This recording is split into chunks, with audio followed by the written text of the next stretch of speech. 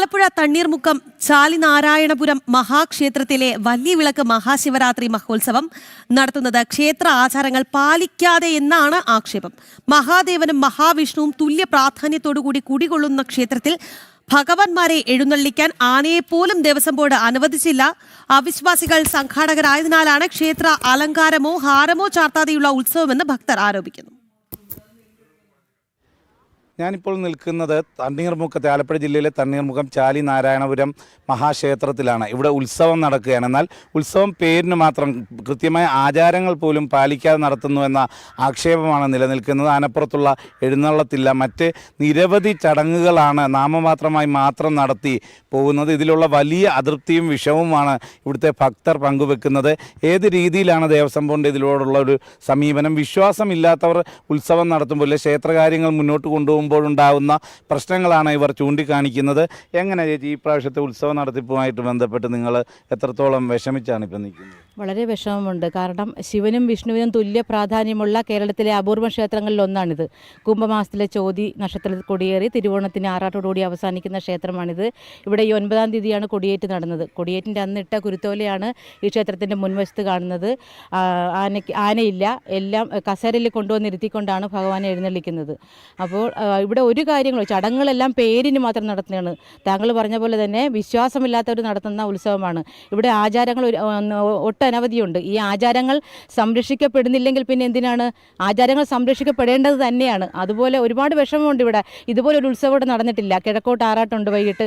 എല്ലാം ഈ കയ്യിൽ എഴുന്നള്ളിക്കുകയാണ്. ഒരു ദേവസ്വം അമ്പലം ഒന്ന് പെയിൻ്റ് അടിക്കുകയോ അല്ലെങ്കിൽ ക്ഷേത്രക്കുളം വൃത്തിയാക്കുകയോ ഒരു കാര്യങ്ങളും ഇല്ലാതെ അമ്പലത്തിൽ ഉത്സവമാണെന്നില്ല, സാധാരണ തൊഴാൻ വരുന്ന ഭക്തജനങ്ങളെ ഉത്സവത്തിനുള്ളൂ. കാരണം ഇവിടെ ഒന്നുമില്ല, എല്ലാം ചടങ്ങ് മാത്രം. പരാതി പറയുമ്പോൾ അവർ പറയണത് ഇത്രയൊക്കെ പറ്റുള്ളൂ. എന്തുകൊണ്ട് പഞ്ചവാദ്യം ഇല്ലെന്ന് ചോദിക്കുമ്പോൾ പറയുന്നത് അതൊക്കെ ആഘോഷമാണ്, ആർഭാടമാണ്, അതൊന്നും വേണ്ടെന്നാണ് പറയണത്. ഇതൊക്കെ വേണ്ടേ? ഇതല്ലേ ഉത്സവം നടത്തുമ്പോൾ വേണ്ടത്? അതൊന്നും അവർ ഭയങ്കര ധാർഷ്ട്യത്തോടെ ഇവിടെ സംസാരിക്കുന്നത്. ചേട്ടാ, എങ്ങനെ കാണുന്നു ഈ പ്രാവശ്യത്തെ ഇവരുടെ ഒരു സമീപനത്തെ നമ്മൾ എങ്ങനെ കാണുന്നു എന്നുള്ളത് എല്ലാവർക്കും പെട്ടെന്ന് മനസ്സിലാകുന്ന ഒരു കാര്യമാണ്. ഒരു ക്ഷേത്രത്തിൽ കൊടിയേറ്റിനിട്ട കുരുത്തോല മാറ്റാൻ പറ്റിയില്ലെന്ന് പറഞ്ഞാൽ അവരത്രയ്ക്ക് ക്ഷേത്രത്തെയും അവിടുത്തെ ആരാധനാമൂർത്തികളെയും മാത്രമല്ല അവർ ധിക്കരിക്കുന്നത്.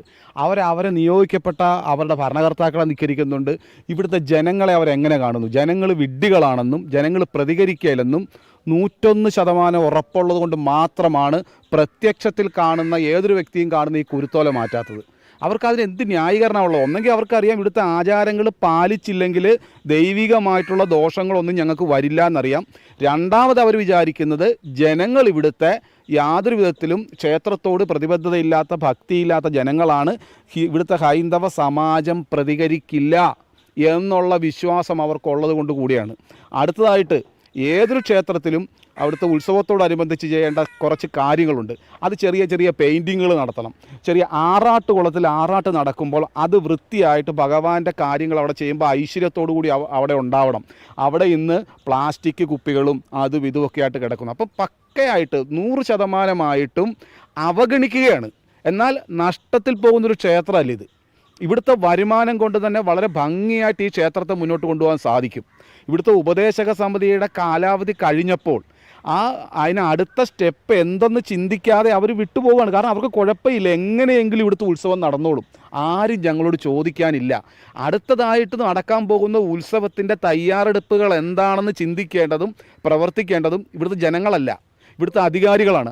ആ അധികാരികൾ 100% അവർക്ക് അറിയാം ഇവിടെ ഇതൊന്നും ചെയ്തില്ലെങ്കിലും ഇവിടുത്തെ ജനങ്ങൾ ആരും പ്രതികരിക്കില്ല എന്ന്. അതിനൊരു മറുപടിയാണ് ഇപ്പോൾ ഇവിടുത്തെ ജനങ്ങൾ കാണിക്കുന്ന ഈ പ്രതിഷേധം. ഇത് ശക്തമായിട്ട് പ്രതിഷേധിക്കും. ഈ അമ്പലത്തിൻ്റെ എല്ലാ പോരായ്മകളും ഇവിടെ ഇപ്പോൾ പ്രത്യക്ഷത്തിൽ കാണിച്ചവരെല്ലാവരും അതിന് സമാധാനം പറയേണ്ടി വരും. അതിന് ശക്തമായിട്ടുള്ള ജനങ്ങളെല്ലാവരും ഒന്നിച്ച് അതിനോട് അണിനിരക്കുന്ന ഒരു സംഭവമാണ് നടക്കുന്നത്. എന്തായാലും ആലപ്പുഴ ജില്ലയിലെ തിരുവിതാംകൂർ ദേവസ്വം ബോർഡിൻ്റെ കീഴിലുള്ള മഹാക്ഷേത്രങ്ങളിലൊന്നാണ് ഈ ക്ഷേത്രം. അവിടുത്തെ ഉത്സവമാണ് ഇത്രയ്ക്ക് പരിതാപകരമായ ഒരു അവസ്ഥയിൽ നടക്കുന്നത്. നമുക്ക് കൂടുതൽ ഭക്തരുടെ പ്രതികരണം തരാം. ചേട്ടാ, എങ്ങനെയാണ് ഈ ഒരു അവസ്ഥയിലേക്ക് എത്തിച്ചേർന്നത്? ഇതൊരു നല്ലൊരു ക്ഷേത്രമായിരുന്നു. ഇതൊരു വളരെയധികം ഭംഗിയായിട്ടും എല്ലാ ഉത്സവങ്ങളും നല്ല ഭംഗിയായിട്ട് നടത്തിക്കൊണ്ടിരുന്ന ഒരു കാലഘട്ടം ഉണ്ടായിരുന്നു. ഇതിപ്പം ദേവസ്വം ബോർഡ് ശരിക്കും അവഗണിച്ചിരിക്കുകയാണ് ഈ ക്ഷേത്രത്തിനെ. അത് ഭക്തരായ ഞങ്ങളുടെ ഈ നാട്ടിലുള്ള ജനങ്ങളുടെ ഒരു പ്രതിഷേധമാണ് ഇപ്പം ഇനി തുടങ്ങാൻ പോകുന്നത്. അപ്പോൾ അത് വളരെയധികം പ്രയാസമുണ്ട്. നമ്മുടെ ഈ ക്ഷേത്രത്തിൽ ഇങ്ങനെ ജീർണിച്ച അവസ്ഥയിലേക്ക് മാറിക്കൊണ്ടിരിക്കുകയാണ്. ഓരോ വർഷവും ചെയ്യേണ്ടതായിട്ടുള്ള ഓരോ ഉത്തരവാദിത്തോടു കൂടി ദേവസ്വം ബോർഡ് തന്നെ ഇത് വളരെ ഭംഗിയായിട്ട് ഇവിടെ പെയിൻറ്റിങ് വർക്കുകളോ മറ്റുള്ള ഈ ഉത്സവത്തോടനുബന്ധിച്ചുള്ള ഒരു കാര്യങ്ങളും ഇവിടെ നടന്നിട്ടില്ല. ഇവിടെ നല്ല ജനം ഉണ്ടായിക്കൊണ്ടിരിക്കുന്ന ഒരു സ്ഥലമാണിത്.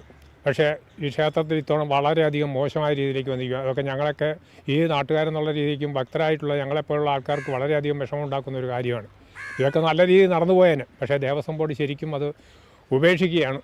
എന്തോ വളരെ മോശമായ രീതിയിലാണ് ഈ പെരുമാറ്റം ദേവസ്വം ബോർഡിൻ്റെ. അതുതന്നെയാണ് ദേവസ്വം ബോർഡിൻ്റെ ഒരു അവഗണന തന്നെയാണ് ഈ ദുരവസ്ഥയ്ക്ക് കാരണം എന്നാണ് ഭക്തർ ചൂണ്ടിക്കാണിക്കുന്നത്.